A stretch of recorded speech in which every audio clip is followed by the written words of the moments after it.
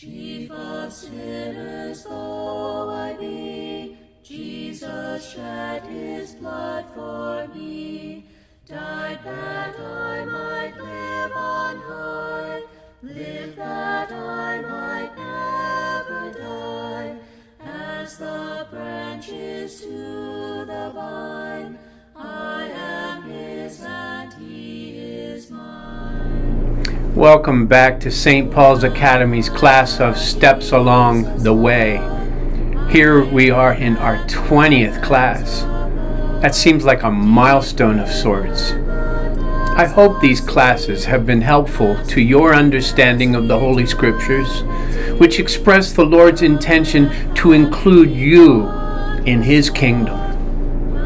Today we continue along the way, and already we are at the climax and conclusion of the Isaac cycle, Genesis chapters 27 and 28, in which Isaac finds himself snookered.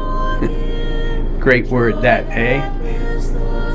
This is a story of typical dysfunctional family dynamics.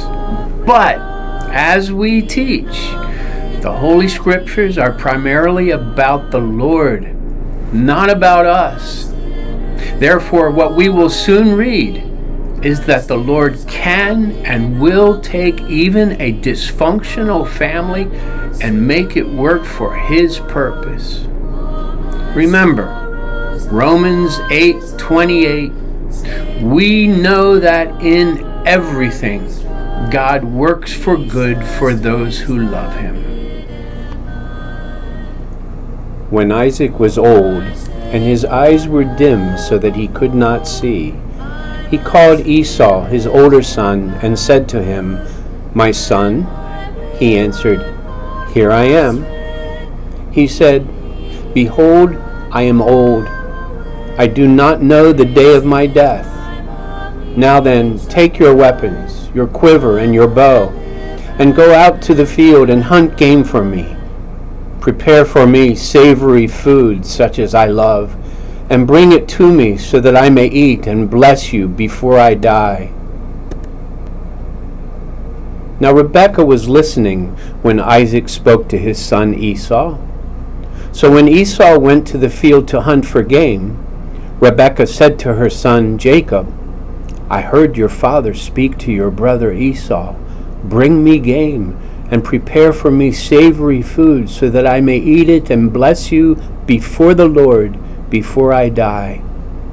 Now therefore, my son, obey my word as I command you.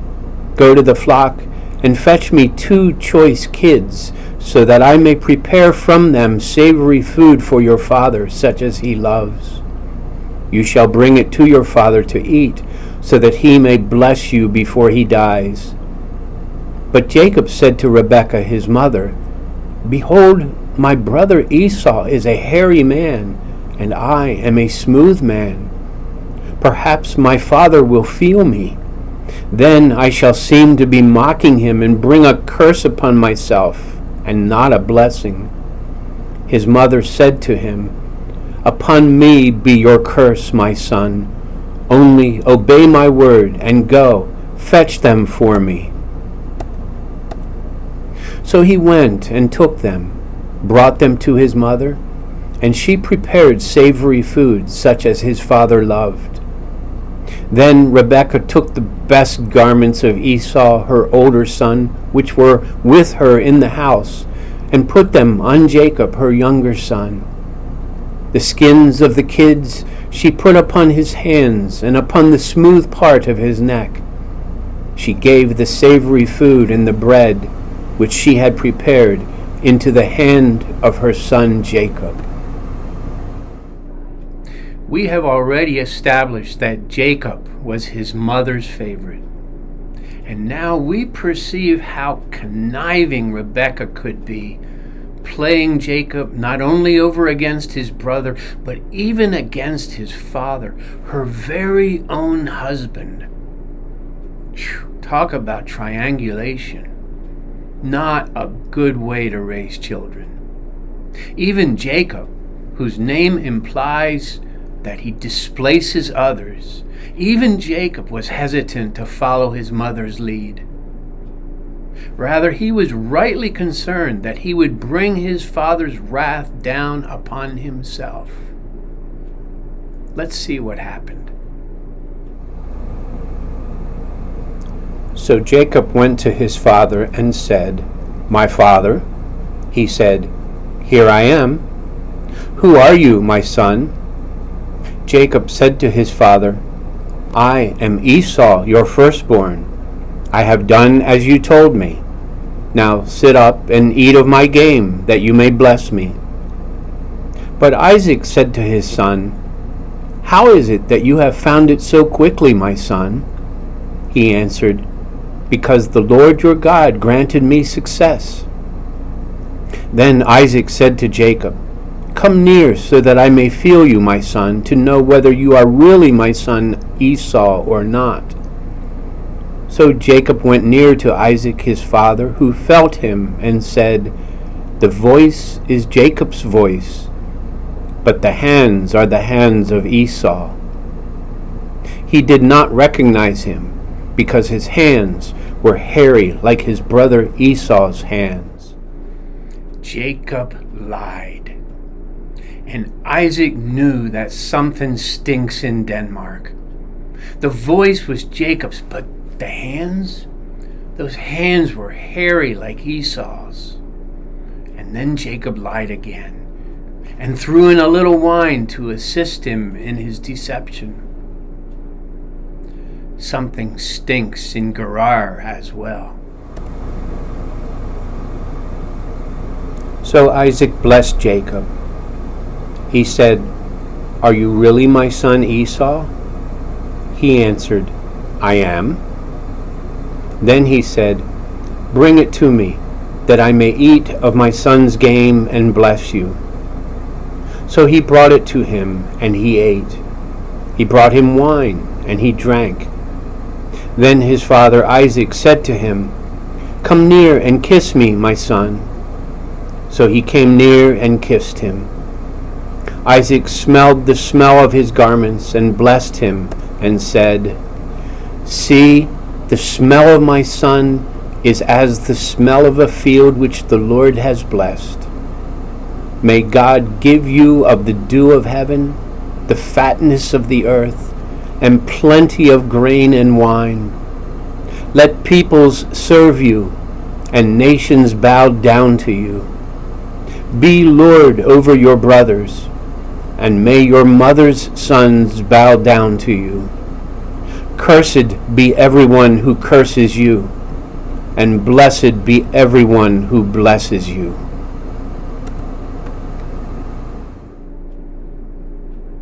A true blessing. A blessing any one of us would gladly welcome. So now Jacob had the inheritance and his father's blessing, which in fact turned out to be the Lord's blessing as well. But no sooner did he get those phony, fake, hairy hands on that blessing than who should appear but Esau.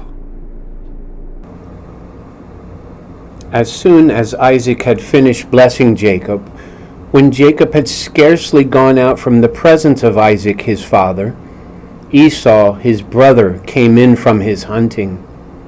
He also prepared savory food and brought it to his father. He said to his father, "Let my father arise and eat of his son's game, that you may bless me." His father Isaac said to him, "Who are you?" He answered, "I am your son, your firstborn, Esau." Then Isaac trembled violently and said, "Who was it then that hunted game and brought it to me?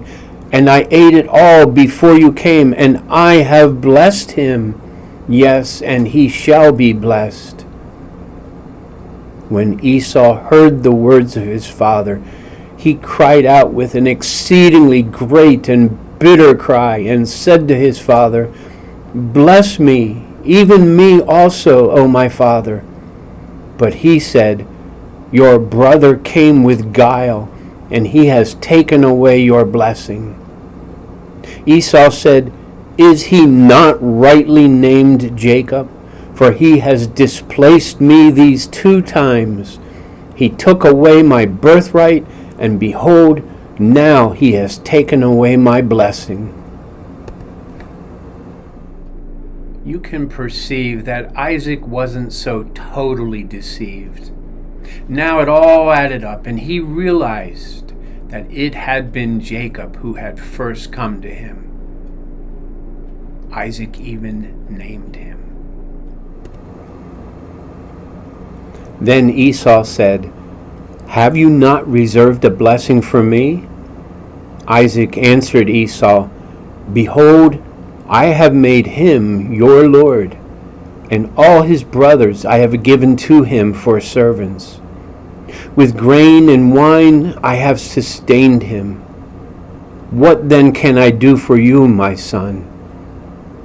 Esau said to his father, "Have you only one blessing, my father? Bless me, even me also, O my father." And Esau lifted up his voice and wept. Then Isaac his father answered him, "Behold, away from the fatness of the earth shall your dwelling be, and away from the dew of heaven on high. By your sword you shall live, and you shall serve your brother. But when you break loose, you shall break his yoke from your neck." That wasn't a blessing, was it? That was a curse. The curse which Jacob rightly feared. But at least it ended with the blessing of sorts. At least Esau wouldn't have Jacob hanging around him forever. And no surprise, now Esau hated Jacob because of the blessing with which his father had blessed him. Esau said to himself, "The days of mourning for my father are approaching. Then I will kill my brother Jacob." But the words of Esau, her elder son, were told to Rebekah. So she sent and called Jacob her younger son and said to him, "Behold, your brother Esau comforts himself by planning to kill you. Now therefore, my son, obey my voice. Arise, flee to Laban my brother in Haran, and stay with him a while, until your brother's fury turns away, until your brother's anger turns away, and he forgets what you have done to him. Then I will send and fetch you from there. Why should I lose you both in one day?" but Rebekah's connivance turned back and bit her hard. What we haven't arrived at yet is that Rebekah would never again see her favorite child. She would die before he returned. So her underhanded ways resulted in a punishment which must have caused her great grief. That's the way of the Lord. He doesn't dole out punishment as some might think. He simply allows us to live our wayward lives. And the consequences we suffer are sufficient retribution. Conversely, when we live the way our Lord would have us live, we have His blessing, His protection, His peace, and His joy. I suspect Rebekah wished more than once that she could have a do-over. Then Rebekah said to Isaac, "I am weary of my life because of the Hittite women. If Jacob marries one of the Hittite women such as these, one of the women of the land, what good will my life be to me?" So Isaac called Jacob and blessed him and charged him, "You shall not marry one of the Canaanite women. Arise, go to Padan Aram, to the house of Bethuel, your mother's father. take a wife from one of the daughters of Laban, your mother's brother. God Almighty bless you and make you fruitful and multiply you, so that you may become a congregation of peoples. May he give the blessing of Abraham to you and to your descendants with you, so that you may take possession of the land of your sojournings, which God gave to Abraham. Thus Isaac sent Jacob away, and he went to Padan Aram to Laban, the son of Bethuel the Aramean, the brother of Rebekah, Jacob's and Esau's mother. It doesn't sound like Isaac was too upset with Jacob, does it? Who knows? Maybe he just liked Esau's food, because, as you heard, Isaac ended up blessing Jacob even more as he sent him away to find a wife. So that's it. That's the Isaac cycle. And now we're into the Jacob cycle. Even the Jacob cycle is only 8 or so chapters, but it contains a few very interesting stories. Some popular, and at least one which is rather scandalous. You know, these online classes may be the easiest way to evangelize, to spread the great good news of Jesus Christ, simply by forwarding these classes to your acquaintances. The more likes and shares we get, the more other people will take notice, because it means that you think these classes are worthwhile. And we sure hope you do. So until next time, keep praying, keep reading the Bible, and may the peace of the Lord be with you all.